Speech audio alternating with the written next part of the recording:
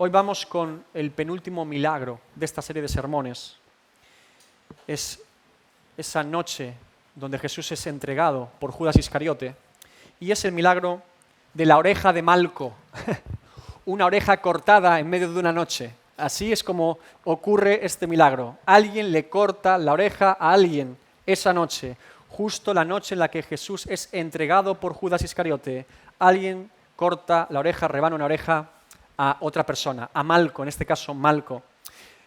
Es muy interesante que esta sanidad física se propicie en un contexto muy particular de la vida de Jesús, donde pueden pasar un montón de cosas, un montón de desenlaces, y Jesús encauza todo lo que ocurre allí por medio de este milagro, para calmar la violencia, para restaurar el orden y para hacer su voluntad delante de Dios el Padre. En los 4 evangelios, Mateo, Marcos, Lucas y Juan, se nos narra este milagro de Jesús, y cada uno tiene detalles diferentes. Nos vamos a quedar en este caso con Lucas, con el Evangelio de Lucas, por un contexto que él amplía en su Evangelio que no tenemos en el resto, y que nos ayuda a entender un poquito mejor por qué quizás en este caso Pedro, el cortador de orejas, acabó cortando la oreja a Malco y cuál fue ese ímpetu, cuál fue esa confusión que Pedro tenía en aquel momento. Vamos al contexto y lo vamos a dividir en 2 tramos, porque tenemos el primer tramo y después tenemos la oración de Getsemaní de Jesús, que esa la vamos a omitir para otra predicación, y luego las frases anteriores justo antes de que Pedro le corte la oreja a Malco. Serían Lucas 22, del 31 al 38, y después versículos 47 y 48, ¿sí? Hacemos un salto ahí de la oración de Getsemaní, como les digo, porque vamos a predicar ese texto en otra ocasión. Ahora, dijo también el Señor: Simón, Simón, he aquí Satanás os ha pedido para zarandearos como a trigo. Jesús anuncia de forma explícita e intencional a Pedro en particular y a los discípulos en general que todos ellos van a vivir una gran crisis de fe esa noche, una gran crisis. Van a ser zarandeados como el trigo y que particularmente Pedro va a ser el protagonista de esa crisis de fe. Va a ser el motor principal de esa crisis. Simón, Simón. Es interesante aquí, hermanos, que notemos ya en el texto que Pedro es llamado Simón por Jesús. Jesús fue quien le puso el nombre a Simón de Pedro. Jonás, el padre de Pedro, llamó a su hijo Simón, no lo llamó Pedro. Fue Jesús quien le cambió el nombre como Pedro, como Roca. Pero en esta ocasión Jesús no lo llama Pedro, Roca, sino que lo llama Simón, Simón, Simón, que significa originalmente el que escucha, el que oye en hebreo original. Jesús quiere que Pedro le preste atención y lo escuche y le llama Simón, el que escucha, escúchame, ¿verdad? Simón, Simón, lo dice además 2 veces, como préstame atención a lo que te voy a decir. Tú que te llamas el que escucha, escúchame lo que te voy a decir. Y es interesante porque Jesús quiere que recuerde Simón todo lo que Jesús le va a anunciar antes de que ocurra. Por eso Pedro debe prestar mucha atención al Maestro. Hermanos, muchas veces Dios nos prepara para lo que nos va a suceder antes de que nos suceda. Él no evita que nos suceda. Él no evita que eso nos ocurra, sino que nos prepara con antelación para que podamos sobrellevar esa prueba y para que podamos comprobar que Él es fiel en medio de la prueba. Podría evitarla, pero decide no hacerlo y nos avisa y advierte porque vamos a vivir esa prueba. Pero yo he rogado por ti que tu fe no falte y tú, una vez vuelto, confirma a tus hermanos. El motivo por el que la fe de Pedro seguirá firme en esa crisis de fe y no faltará completamente en medio de la prueba es por la intercesión de Cristo al Padre por Pedro. ¿Notan quién es el que preserva la fe de Pedro? No es Pedro, es la intercesión de Cristo por Pedro delante del Padre. Aquí podemos detenernos un breve momento, porque esto es exactamente lo que ocurre a todo y cada uno de los creyentes a lo largo de la historia de la humanidad, desde el primero hasta el último, en todo nuestro caminar de fe. El motivo por el que un hijo de Dios persevera hasta el fin en su fe no es por su fuerza, ni por su carisma, ni por su valentía, ni por sus talentos, ni por su esfuerzo personal, ni por sus obras, ni por su propia fidelidad humana, sino porque hay uno mucho más poderoso que él, que intercede todos los días ante el Padre por él, Cristo. Porque hay uno que pagó con su sangre ante la justicia de Dios por ese pecador y no se ha olvidado de él, sino que ruega por él todos los días. El apóstol Pablo dice en Romanos 8, 33 al 34, ¿quién acusará a los escogidos de Dios? Dios es el que justifica. ¿Quién es el que condenará? Cristo es el que murió, más aún el que también resucitó, el que además está a la diestra de Dios, el que también intercede por nosotros. Perseveramos en la fe, porque somos preservados en nuestra fe. Dios Hijo intercede por nosotros, Dios Padre nos sostiene con su mano y el Espíritu Santo mora en nosotros para que esa obra sea eficaz cada día. El Dios Trino está de nuestro lado. Pedro responde a Jesús. Él le dijo, Señor, dispuesto estoy a ir contigo no solo a la cárcel, sino también a la muerte. Y él le dijo, Pedro, te digo que el gallo no cantará hoy antes que tú niegues 3 veces que me conoces. Jesús advierte por segunda vez a Pedro que lo que él piensa que es capaz de hacer por Jesús no es cierto. Es una fábula que Pedro se ha inventado en su mente. Es una fe artificial de Pedro en su mente. Pedro se imagina yendo hasta la muerte por Jesús, defendiendo a Jesús hasta la muerte, no negando a Jesús. Todo eso está en la mente de Pedro. Y él cree que eso es verdad. Él cree que eso se va a cumplir. Pero Jesús le está enseñando que ni siquiera ante negar o no negar a Jesús, él va a atreverse a mantenerse firme. Fíjense que el gallo no solamente era un testimonio de lo que Jesús le había dicho a Pedro, era cierto y se iba a cumplir, sino que iba a ser el motor que Dios iba a utilizar para con Pedro para traerlo a arrepentimiento de su negación. Al sonar el gallo, no solamente era una evidencia de que Jesús cumplía lo que decía y lo había dicho ya, sino que Pedro al escucharlo, piense en Pedro por un instante cuando escuchó ese gallo. Si a lo largo del ministerio de Jesús hemos visto cómo Jesús es capaz de manejar cualquier situación en su ministerio y en su vida, en los momentos finales antes de la cruz, esto todavía es más evidente. Jesús está siendo intencional y meticuloso con cada detalle en esa noche. Lo tiene totalmente todo bajo su control, lo tiene todo bajo su gobierno. Él sabe perfectamente lo que tiene y debe hacer. Está pletórico. Jesús está en plena efervescencia en su ministerio, en el momento culmen e importante. Recuerden que Jesús preparó toda su vida para ese instante, el de la cruz. Y en ese instante ya lo está viviendo, es la última noche. Y está totalmente pletórico y completo en lo que va a hacer. A medida que va pasando la noche, se nos muestra cada vez más la majestad, la autoridad y el sometimiento a la voluntad del Padre que Cristo tenía en ese momento y durante toda su vida para obtener la victoria en la cruz. Ahora Lucas sigue escribiendo algo que no está en el resto de los evangelios y que nos ayuda a entender mejor el contexto. Dice, y a ellos dijo, cuando os envié sin bolsa, sin alforja y sin calzado, esto es cuando los comisiona a los 12, ¿os faltó algo? Ellos dijeron, nada. Y les dijo, pues ahora, el que tiene bolsa, tómela, y también la alforja, y el que no tiene espada, venda su capa y compre una. Un texto aparentemente polémico, ¿verdad? Jesús está, en cierto sentido, con esta expresión a sus discípulos, emancipando a sus discípulos. Es decir, les está dando ordenanzas para su ministerio apostólico cuando Él ya no los acompañe físicamente. Les está advirtiendo cómo será su ministerio y cómo ellos van a tener que ir a diferentes lugares, viajar a diferentes lugares, muchas veces en persecución y en problemas, y que ellos deben predicar el Evangelio cuando Él ya no esté. Es una emancipación, entre comillas, de Jesús a sus discípulos. Es como cuando un ave agita los polluelos y les dice, venga, venga, prepararos que vais a salir del nido rápidamente. No os conforméis a esta situación porque pronto yo estaré a la diestra del Padre y vosotros vais a tener que continuar con el ministerio por vosotros mismos. Claro que Dios nos acompaña, hermanos.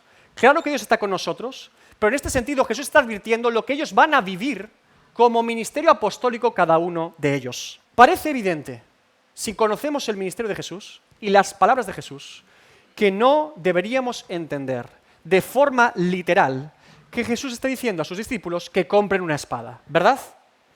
Jesús nos enseña a amar a nuestros enemigos, a poner la otra mejilla, a perdonar a aquellos que nos hacen daño. Jesús mismo no utilizó la fuerza contra sus captores, lo vamos a ver a continuación. No hay ningún tipo de sentido en entender de forma literal que Jesús invite a la guerra o a la lucha violenta físicamente a sus discípulos. De hecho, sabemos que esta enseñanza de Jesús fue entendida después por los apóstoles porque ellos murieron como mártires. Nunca hicieron guerra contra el Imperio Romano, morían. Ahora, en este momento de la noche, en esta confusión momentánea, ellos van a entender mal esta enseñanza. Pero después, cuando el Espíritu Santo sopló sobre ellos, ya comenzaron a entender mejor lo que Jesús les había enseñado esa noche y el resto de su ministerio. Ahora, lo que Jesús está diciendo realmente es que ellos tengan valor, que tengan valentía para ejercer su ministerio apostólico cuando Él ya no esté. Que lo que necesitan es fuerza, valor para hacer la misión que Él les encomienda. Esa noche no van a ser valientes, pero Jesús ya está advirtiéndoles de lo que tienen que hacer después de su fracaso para continuar el ministerio. Porque os digo que es necesario que se cumpla todavía en mí aquello que está escrito. Y fue contado con los inicuos, porque lo que está escrito de mí tiene cumplimiento. Esta frase de Jesús es clave, porque Jesús cita para sí mismo Isaías 53, el siervo sufriente. Los judíos, muchos de ellos creían que el Mesías era un rey triunfante, que el Mesías solamente era un rey triunfante, pero ignoraban a algunos de ellos que Isaías 53 presentaba al siervo sufriente también como el Mesías, y que Jesús cite de sí mismo este texto para sí mismo demuestra que el Mesías también es el siervo sufriente. Entonces ellos dijeron: Señor, aquí hay 2 espadas. Y él dijo: basta. La traducción en la Reina Valera puede llevar a confusión. Este basta de Jesús no es: con 2 espadas tenemos suficiente para combatir a esos soldados que van a venir a por mí. No es un basta de tenemos suficientes espadas, no, es un basta de dejadlo ya. No habéis entendido nada, no habéis comprendido lo que os acabo de decir. Estáis pensando en matar gente y comprar espadas, pero no es lo que estoy diciendo. Basta, dejadlo ya. Cambiad vuestra forma de pensar. Es ese tipo de basta de Jesús esa noche. ¿Cuántas veces somos como los discípulos de Jesús con la palabra de Dios? ¿Por qué somos así de torpes nosotros también? ¿Por qué nunca entendemos la enseñanza principal y evidente de ese texto bíblico y nos vamos siempre a algún detalle rocambolesco para hallar algún tipo de interpretación extraña y extravagante diciendo: bueno, yo creo que Jesús dice esto aquí, yo creo que la palabra de Dios dice esto aquí? ¿Por qué somos tan despistados y descuidados en no ver la enseñanza principal y evidente de Dios en ese texto particular de la palabra de Dios? A veces no somos muy diferentes a los discípulos esa noche. Mire, debemos pedir siempre al Espíritu Santo de Dios que ilumine nuestro entendimiento cuando leemos la Biblia. Es una obra de gracia de Dios la de iluminar nuestra mente para poder entender su palabra, para poder entender lo que sí dice y comprender lo que no dice, para no entrar en confusión. Qué descuido tan grande el de estos discípulos esa noche, pensando en si hay espadas suficientes para hacer la guerra, en lugar de entender la enseñanza de Jesús de todo lo que van a vivir esa noche. Y por eso no están preparados ellos para esa noche. Ahora llegaría el relato de Getsemaní, la oración de Jesús, los discípulos dormidos, y después de ese evento Jesús se levanta y comienza la entrega de Judas Iscariote. Dice: mientras él aún hablaba, se presentó una turba, y el que se llamaba Judas, uno de los 12, iba al frente de ellos y se acercó hasta Jesús para besarle. Entonces Jesús le dijo: Judas, ¿con un beso entregas al Hijo del Hombre? ¿Por qué Judas sabía que Jesús estaría en el Monte de los Olivos? Judas se fue del aposento alto cuando estaban cenando y han pasado varias horas. ¿Cómo Judas sabía que Jesús estaría en el Monte de los Olivos esa noche? En primer lugar, porque Jesús en Jerusalén solía ir a orar al Monte de los Olivos.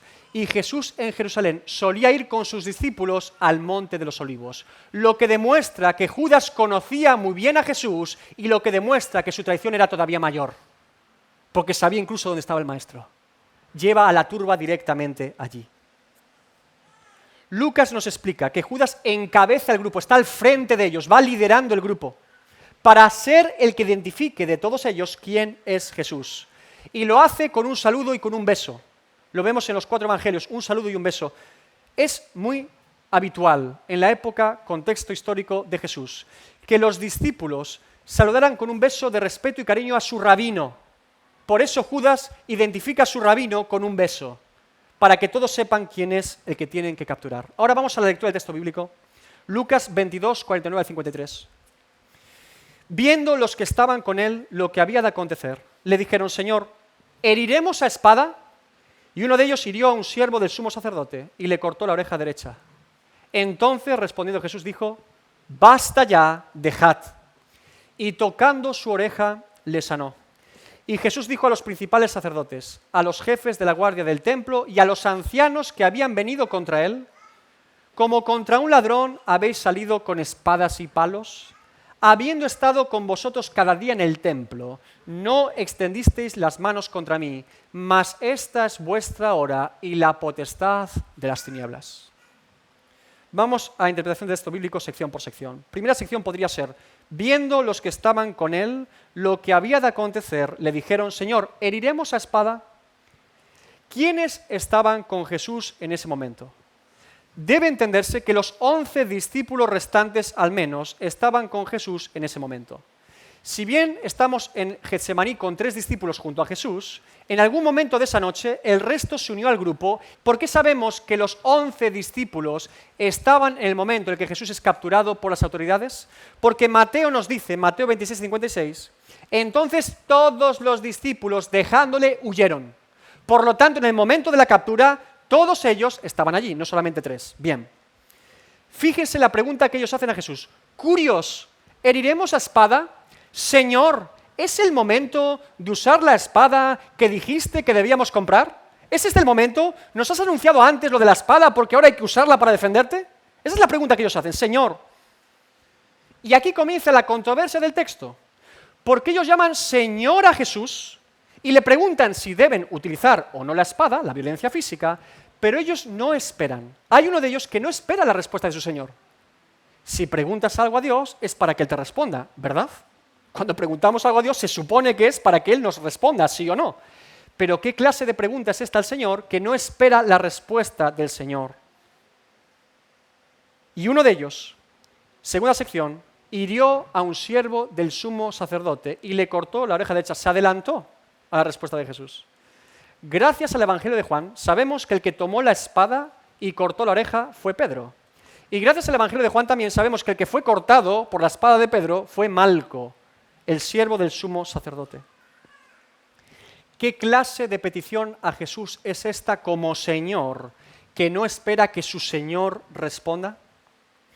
¿Cuántas veces volvemos una vez más a actuar como Pedro esa noche? ¿Cuántos Pedros hay en la sala? Solo yo soy el Pedro de la sala. Señor, hago esto y lo hago. Y luego digo, Señor, no me acompañaste en lo que hice. Y Dios te dice, pero si nunca te dije que sí. Pregunté y lo hice. Inmediatamente, automáticamente. Con preguntarlo supongo que es suficiente. ¿Y la respuesta, hermanos? ¿Y la respuesta? Es interesante que solo Lucas, que era médico, se interesó por saber qué oreja cortó Pedro esa noche, la derecha, porque Lucas dice que fue la derecha. La pregunta es obvia. ¿Por qué Pedro, ante un montón de soldados, es capaz de cortar la oreja a un hombre? Recuerden que el texto dice que los alguaciles del Sanedrín acompañan esa noche a Judas, pero también una cohorte romana, de soldados romanos están allí. Habían convocado no solamente alguaciles para los judíos, sino soldados romanos, y Pedro se aventura a cortarle la oreja al primero que pilla. ¿Por qué Pedro es tan osado o tan supuestamente valiente para hacer lo que hace? Yo diría que por 2 motivos principales. El primero es que el Evangelio de Juan nos narra también que cuando Jesús se identifica como yo soy, los guardias caen al suelo al momento, todos ellos. Dice, cuando les dijo yo soy, retrocedieron y cayeron a tierra. Juan 18:6. Esto puede haber sido entendido por Pedro como una señal de que Jesús no quiere ser capturado y que por lo tanto hay que hacer algo para que no lo capturen. Que Jesús está dispuesto a enfrentarse a ellos y que no lo capturen. El segundo motivo, creo que Pedro está esperando que tras su primer ataque violento, ahora Jesús venga con su poder sobrenatural y destruya a sus enemigos. Creo que aquí se une a los hijos del Boanerges, del trueno, y está diciendo, bueno, si Elías, cuando unos soldados vinieron a pedirle que fuese junto al rey, mandó fuego del cielo, ¿qué no hará el Hijo de Dios? Ahora que vienen a apresarlo, los va a fulminar. Yo empiezo la guerra y que él la termine, ¿verdad? Yo le corto la oreja a uno y que él fulmine al resto. Puede ser la intención aquí un poco de Pedro. Da esa sensación. Él inicia el ataque y espera y confía que Jesús haga el resto por su parte. Tercera sección, ¿cómo creen que responderá Jesús ante semejante acto? Respondió Jesús, dijo, basta ya, dejad. Y tocando su oreja, le sanó. Pedro está muy confundido esa noche. Está totalmente confundido. Pedro no había entendido nada de lo que Jesús le acababa de anunciar esa misma noche. Pero es que tampoco se había enterado de absolutamente nada de lo que había pasado y estaba pasando toda esa noche. Pedro no se había percatado durante toda la noche y todo el ministerio de Jesús quién era el traidor del grupo. Pedro, hasta que ve a Judas allí, no se entera. Pedro no había sido capaz de quedarse velando y orando 1 hora, como le dice Jesús, en Getsemaní. Se quedó dormido, aunque su maestro le pidió varias veces que orara y velase. Pedro no había sido capaz de entender la explicación de Jesús que él le acababa de dar. Y lo más preocupante, Pedro no había sido capaz de entender todavía que Jesús no necesitaba ningún salvador esa noche. De todos los presentes esa noche, solo había uno que se llamaba Jesús, Salvador, y ese no era Pedro. Simón es el que escucha, no el que salva. Pero Pedro no había escuchado ni entendido nada. Y casi como un desenlace poético a esta omisión de Pedro a lo que había escuchado, este hombre que debía escuchar y no escuchaba nada le corta la oreja a un hombre. Es casi poético el desenlace. Y por eso Jesús, por segunda vez, dice, basta, ya está, se acabó, parar. Detiene la violencia y cualquier idea de utilizar armas esa noche, o para defenderlo a él o para apresarlo a él. Basta, nada de violencia aquí. Y no solamente dice basta, sino que sana la oreja a Malco, sana a aquel que ha sido herido. Lo más natural, en base al texto bíblico, es pensar que la oreja no fue totalmente arrancada de la carne o piel de Malco, porque dice que la tocó y la sanó, por lo tanto aún estaba colgando al menos parte de la oreja. A veces pensamos que fue una amputación. Bueno, el texto bíblico indica que tocó la oreja todavía en Malco, por lo tanto la cortó o la seccionó parcialmente, pero no totalmente, seguía en la carne de Malco. Una cosa es cortar una oreja y otra cosa es seccionarla o amputarla completamente. Bien. Jesús tiene que corregir públicamente, con esta sanidad pública ante todos, el acto que Pedro acaba de cometer en contra de la voluntad de Dios, revelada a Pedro, a los discípulos y desde el principio de Jesús en su ministerio. Y Jesús vuelve a llevar al punto inicial toda la situación tal y como se había presentado ante él. Esto para Jesús es fundamental esa noche. Fíjense los detalles. Él vuelve a llevar a la situación original todo lo que ha pasado. ¿Cuál era la escena original, hermanos? ¿Cómo se presentó esa turba? Eran unos hombres armados, con palos, con espadas, con antorchas, ante un hombre desarmado que no tenía ningún tipo de violencia. Esa es la escena original que Jesús quiere preservar. Era un grupo de soldados que venían en medio de la noche a un hombre sin falta, sin ningún crimen cometido, pacífico y conocido por el pueblo judío por su compasión, su integridad y sus milagros sobrenaturales. Un grupo de soldados ante Jesús, ¿qué sentido tiene? ¿En medio de la noche? ¿Qué sentido tiene? Pedro estaba a punto de estropear casi todo con su acto violento ante esos soldados. Estaba ensuciando la imagen de su maestro, el testimonio de Cristo intacto durante todo su ministerio, intentando mostrar valentía por su maestro, la que sabemos que no tenía esa noche. Pedro no pensó en cómo podía afectar a Jesús y su testimonio lo que él quería hacer por Jesús. A veces tenemos buenas intenciones, hermanos, pero objetivamente no ayuda al Evangelio lo que queremos hacer por Jesús muchas veces. Pedro quiere ayudar a Jesús, pero se está equivocando. Creía hacer lo correcto, pero no reflexionó si eso era verdaderamente lo correcto. Si Jesús había enseñado a amar a nuestros enemigos, a poner la otra mejilla, a andar 1 milla más, no puede ser que este discípulo de Jesús actúe ahora con violencia delante de todas estas personas como testigos. Hermanos, a veces por creernos valientes o muy creyentes, en lugar de dejar bien alto el nombre de Cristo, lo pisoteamos.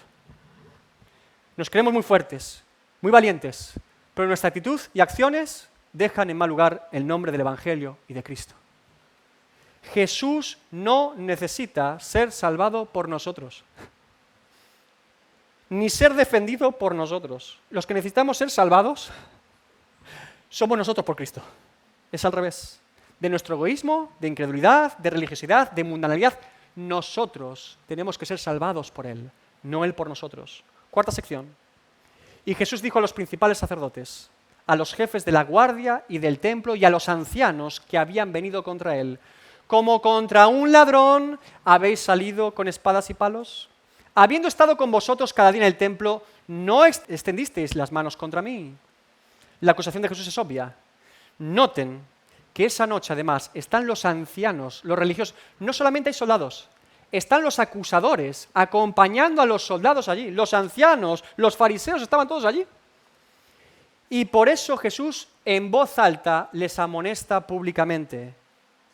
Esta sanidad de Malco, restaurar la situación a su punto original, en la no violencia, en ver a unas personas con palos y espadas hiriendo a alguien inocente, era fundamental para Jesús. Por eso la sanidad de Malco. La sanidad de Malco no solamente era para demostrar una vez más que Jesús era el Hijo de Dios delante de ellos, también. No solamente era una demostración de la compasión que Jesús tiene por los enfermos y gente necesitada, que también, sino que era una demostración ante sus captores de que no había ningún motivo ni ninguna causa o excusa contra Jesús esa noche. No había ningún delito. ¿Cuál era el último delito de Jesús? ¿Sanar una oreja? No había ningún sentido, no había ningún motivo. Ellos estaban allí no porque Jesús hubiese incumplido la ley, no porque Jesús hubiese hecho alguna falta o algún delito. Estaban allí por su envidia, por su odio, por sus celos, en contra de la voluntad de Dios y de Dios mismo. Por pura corrupción, por pura política humana, por pura maldad en sus corazones. Y Jesús públicamente se lo dice en la cara. ¿Venís a capturar acaso un delincuente con palos, antorchas y espadas? ¿Qué forma de tratar a Jesús era esta por estos hombres? Mire, no es casualidad que lo hagan de noche. Jesús se lo dice también. Cuando los justos están durmiendo por la noche, los impíos se despiertan para hacer sus maldades en la oscuridad. Juan 3, 19 al 20. Y esta es la condenación, que la luz vino al mundo, y los hombres amaron más las tinieblas que la luz, porque sus obras lo que hacían era malo, eran malas. Porque todo aquel que hace lo malo aborrece, odia la luz, y no viene a la luz, para que sus obras no sean reprendidas. ¿Quieres un buen detector para saber si hay pecado en tu vida? ¿Un buen detector? Bueno, la palabra de Dios, el Espíritu Santo, hay muchos detectores, pero uno también para ciertos pecados. Todo lo que tengas que ocultar, porque no quieres que nadie lo sepa, ni siquiera Dios, es pecado. E intentar ocultarlo también es pecado, se llama ocultismo. Todo lo que no quieras que nadie sepa, ni siquiera Dios, eso es pecado. Y fíjate, qué necios somos al pensar que podemos ocultar algo de Dios. Pero así es el pecador amando su pecado. Es capaz de intentarlo ocultar incluso de aquel del que no lo puede ocultar. Lo que se hace a escondidas para que no nos pillen, lo que se esconde para que nadie lo sepa, el manto babilónico y el lingote de oro que pongo bajo mi tienda, siempre se hace para pecar, para desobedecer a Dios y para no glorificar a Dios. Por eso, pecados como la infidelidad, la pornografía, el fraude, la falsificación, el robo, la envidia, los celos, el odio, el rencor, la hipocresía, la murmuración, el chisme y todas esas cosas se practican ocultamente, sin que nadie las sepa, en las tinieblas y la densa oscuridad. Quinta sección. Mas esta es vuestra hora y la potestad de las tinieblas. Jesús quiere recordarles a todos que este momento ya estaba prefijado, establecido, determinado desde el principio del principio. Desde el plan eterno de Dios para salvación de su pueblo, el Hijo de Dios iba a vivir esa hora y Él ya lo sabía. Lo que demuestra que a pesar de que estos hombres tengan aparente potestad sobre el cuerpo y vida de Jesús, y Satanás parece salirse con la suya, todo ese momento está planificado, ordenado y establecido por Dios Todopoderoso y Soberano, que es verdaderamente el que tiene el control de todo esto. El único motivo por el que estos hombres pueden llevarse a Jesús junto al sumo sacerdote esa noche es porque Dios así lo ha establecido y decretado. Si no fuese así, estos hombres no podrían ni mirar a la cara al Santo Hijo de Dios, ni lo tocaban. Jesús es apresado porque quiere ser apresado. Y Jesús quiere ser apresado porque su Padre quiere que sea apresado. Viene a cumplir su misión para salvación. Por lo tanto, en este texto podemos ver claramente, primero, la responsabilidad del ser humano. Judas entregando, los soldados arrestando y los religiosos conspirando. Son responsables, cada uno de ellos. La responsabilidad de Satanás, influyendo en los corazones llenos de pecado y maldad de estos hombres para que hagan lo que están haciendo. Y la soberanía de Dios, Dios en su divina providencia, ordenando y orquestando toda esta situación para llevarse la gloria y para salvar a su pueblo. Todo eso está en el texto. Vamos a aplicar entonces la frase cuando Pedro corta la oreja a Malco. Basta ya, dejad. Jesús dice por segunda vez, basta ya, dejadlo ya. El original griego sería, parad, ya es suficiente, dejadlo ya. Creo que el apóstol Pedro refleja muy bien, hermanos, esta noche particular, cómo actuamos nosotros habitualmente en nuestra vida cristiana. Somos igual de torpes, cabezotas, impulsivos, creyéndonos que somos mejor de lo que somos, más buenos de los que somos, con más fe de la que tenemos. Creo que Pedro nos refleja muy bien a lo largo de nuestro caminar cristiano muchas veces. No piense que somos mucho más audaces y espirituales que Pedro esa noche. Tenga por seguro que si Jesús no llega a rogar al Padre por la fe de Pedro esa noche, Pedro acaba como Judas. Pedro acaba igual que Judas. Aquí quien está sosteniendo a Pedro es Dios mismo. Si no, Pedro acaba como acaba. En pocas horas, Pedro fue capaz de llenarse de violencia impulsiva para querer defender a Jesús delante de unos soldados. Y en poco tiempo es capaz de paralizarse por un miedo atroz, por una pregunta de una mujer de la limpieza y unos hombres. En poco tiempo, el hombre valiente, el escondido muerto de miedo. En poco tiempo es capaz de llenarse de aparente valentía y fervor por su maestro a la apostasía y la negación pública. En muy poco espacio de tiempo. Y no se equivoque, el problema de Pedro esa noche no fue solamente la apostasía o la negación. Sí, eso fue terrible. También intentar salvar a Jesús en sus fuerzas fue un error grave de Pedro. Ambos son errores graves de Pedro, faltas graves de Pedro esa noche. Querer salvar a Jesús o pretender salvar a Jesús o intentar forzar que Jesús haga algo en base a lo que Pedro está haciendo. Ambas actitudes de Pedro, negar a Jesús y querer salvar a Jesús, son igual de erróneas esa noche. Hermanos, ¿es igual de peligroso querer salvarnos por obras que tener miedo y apostasía de nuestra fe? ¿Es igual de peligroso querer salvarme por lo que yo hago por Jesús que negar a Jesús y mi fe? De hecho, es el mismo peligro, porque ambas actitudes dejan a Cristo a un lado en lugar de ponerlo en el centro, y yo me pongo como el centro y protagonista de mi vida. Jesús le dijo, Simón, Simón, escúchame, presta atención. Pero Pedro no prestó atención. Hermanos, nuestras meteduras de pata diarias, nuestros errores, fracasos y pecados contra Dios, principalmente es por no escuchar la palabra de Dios. Dios dice, escucha, escucha, y yo tengo el oído entaponado. Y cuando digo escuchar la palabra de Dios, no me refiero a oír en mis tímpanos el sonido. Yo supongo que usted está oyendo mi voz ahora, ¿sí? Está escuchando mi voz. Algo está sucediendo en su oreja, si no tiene problemas en ella, para escucharlo. Pero nos referimos a prestar atención a lo que estoy diciendo. Es como cuando leemos la Biblia. Supongo que cuando usted lee la Biblia, junta esas letras en palabras y las lee. Pero otra cosa es prestar atención a lo que estoy leyendo, ¿sí? Escuchar a Dios, escuchar la palabra de Dios implica conocer su palabra, meditar su palabra, guardar su palabra y poner por obra su palabra. Todo eso es escuchar la palabra de Dios. Mire, Josué 1:8. Fíjese el texto. La secuencia de Josué 1.8. Un día predicaremos sobre Josué 1.8. Nunca se apartará de tu boca este libro de la ley, conocerla, sino que de día y de noche meditarás en él, meditarla, para que la guardes, guardarla, y hagas conforme a todo lo que en él está escrito, hacerla. ¿Te das cuenta de la secuencia y progresión?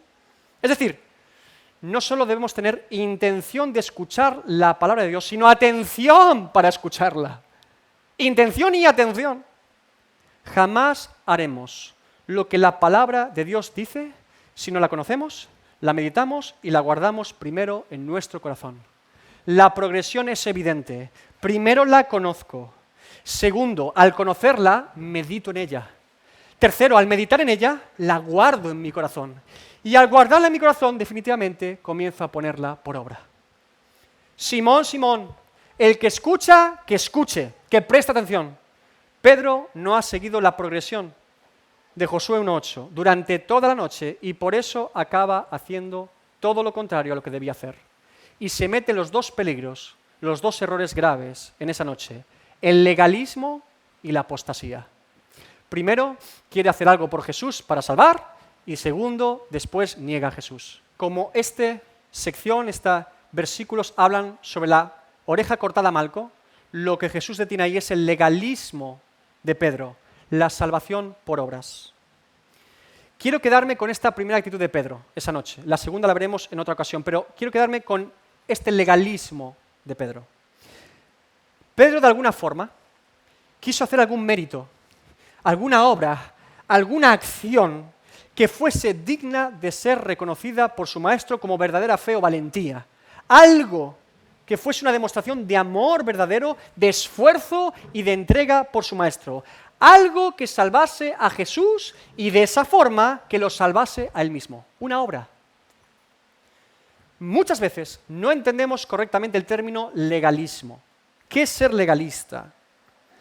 Legalismo es la idea que una persona tiene de poder alcanzar su salvación delante de Dios cumpliendo la ley de Dios y siendo obediente por sí mismo. Eso es legalismo. Tomar la ley de Dios y decir, yo la puedo cumplir, la voy a cumplir y por eso merezco la salvación. Es obtener la salvación de Dios por mi propia obediencia a Dios. Es creerme capaz de hacer suficientes buenas obras o méritos delante de Dios para que Él me salve a mí.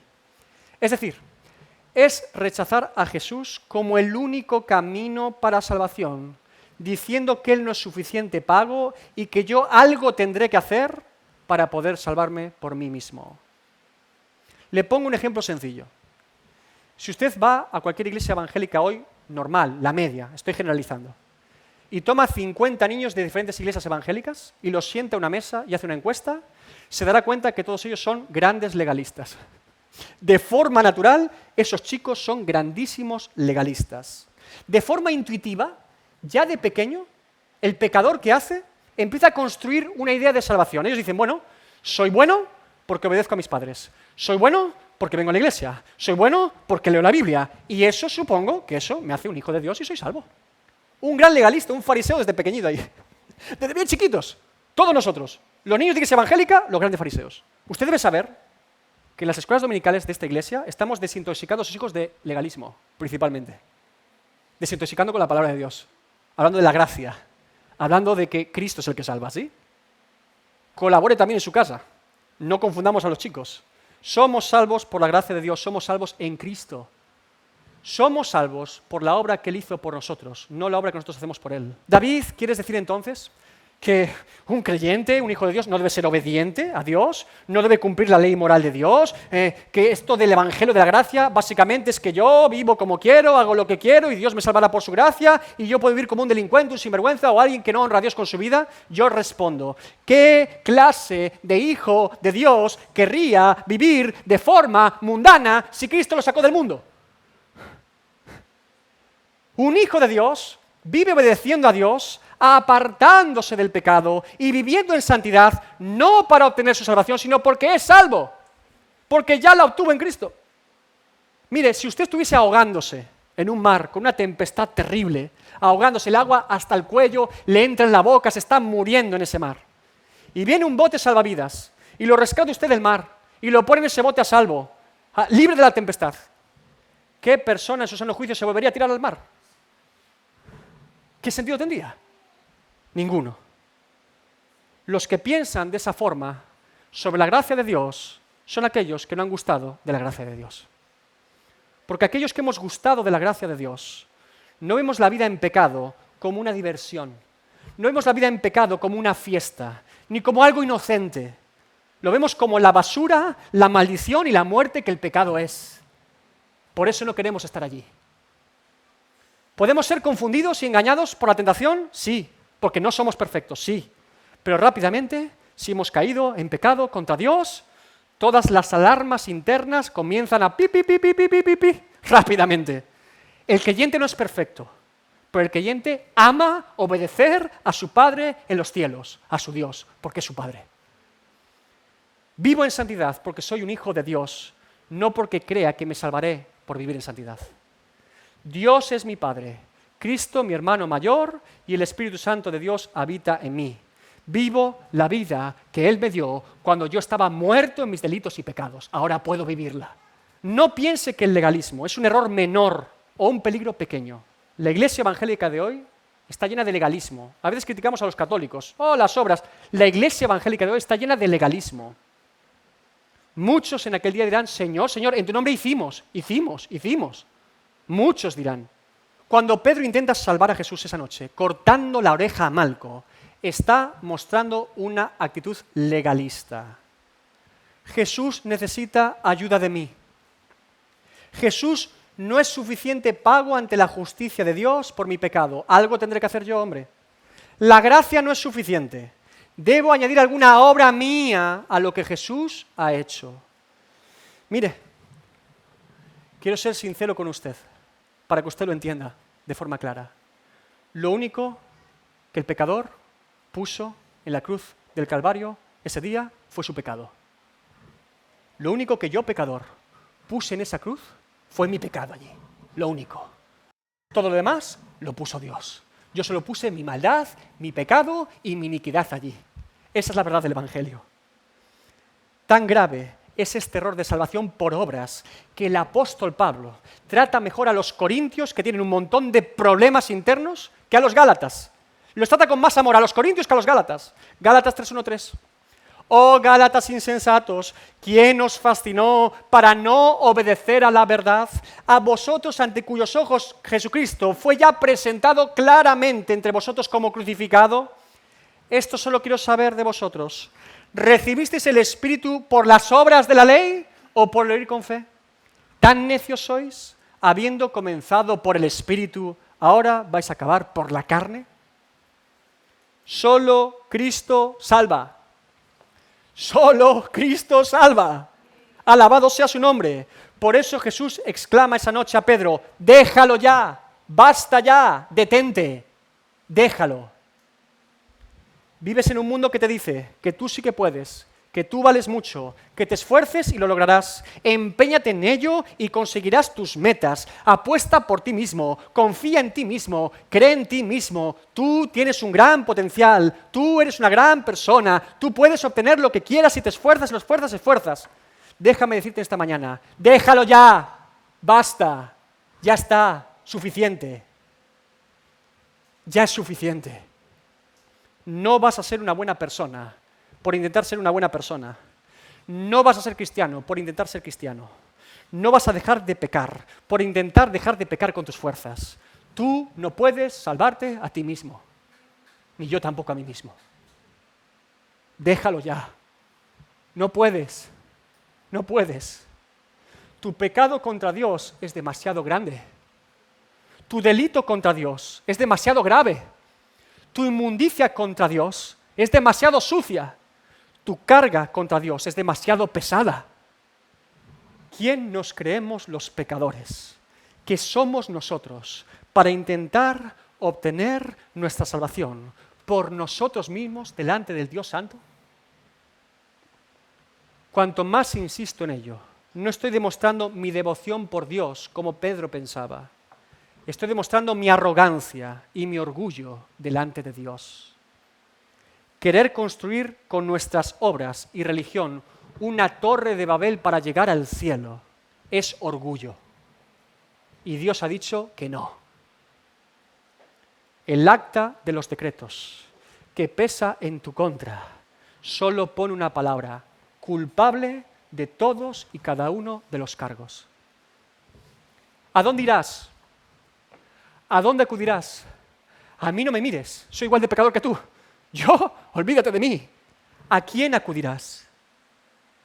No es hasta que reconozcas que no puedes ser salvo por tu propia obediencia a Dios que vas a poder comprender verdaderamente qué vino a hacer Cristo a este mundo.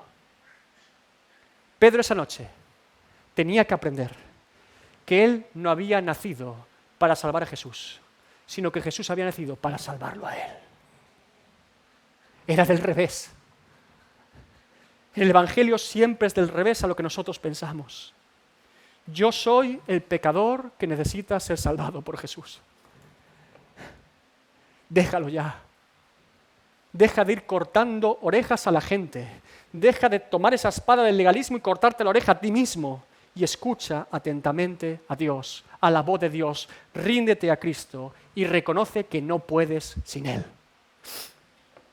Y alguno objetará: David, hace 2 domingos dijiste que tomásemos la espada y ahora me dices que suelte la espada. No confundas la espada de la santificación con la espada del legalismo. No es la misma espada. Yo te he dicho que dejes la segunda, no la primera. La espada de la santificación es la que todo creyente tomamos cada día para matarnos a nosotros mismos, para mortificar la carne. Es una espada que se utiliza hacia adentro.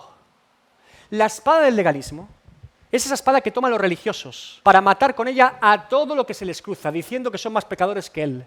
Se utiliza hacia afuera. Ríndete a Cristo, reconociendo que tú no puedes salvarte por tus propias obras y obediencia a Dios. Dicho de otra forma, el Evangelio de Jesucristo, la salvación por gracia, no es ese mensaje que dice que yo soy el héroe que ayuda a Jesús. El Evangelio de Jesucristo, la salvación por gracia, es el mensaje que dice que el único motivo por el que Jesús fue a esa cruz fue por mi culpa. Mi culpa.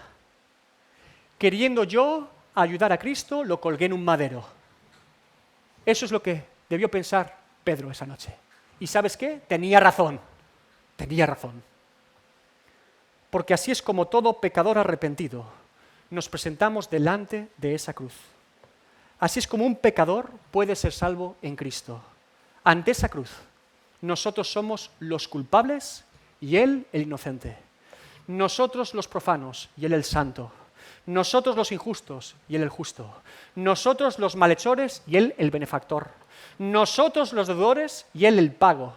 Nosotros los enemigos y Él el reconciliador. Nosotros los débiles y Él el fuerte. Nosotros los muertos y Él la vida. Nosotros los perdidos y Él el salvador. Y que no haya pasado por esa cruz, asumiendo todo lo que Él es como pecador y Cristo como salvador, no ha entendido el Evangelio ni ha saboreado la gracia de Dios. Y no me importa cuántos años lleve en una iglesia evangélica. La salvación es por gracia en Cristo, no por asistir años a una iglesia. Deja de intentar con tus buenas obras que Cristo no vaya a esa cruz y reconoce que Cristo fue esa cruz por tu culpa y para salvarte en ella. Porque hasta que no reconozco que mi culpa está cargada sobre Él, entonces Él no tiene nada de que salvarme a mí.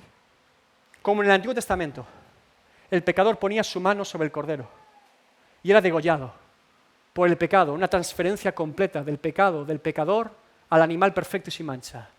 Así es como el pecador se presenta delante de esa cruz, viendo su pecado allí, confesando su pecado allí, pidiendo perdón por su pecado allí y clamando por misericordia allí, ni más ni menos.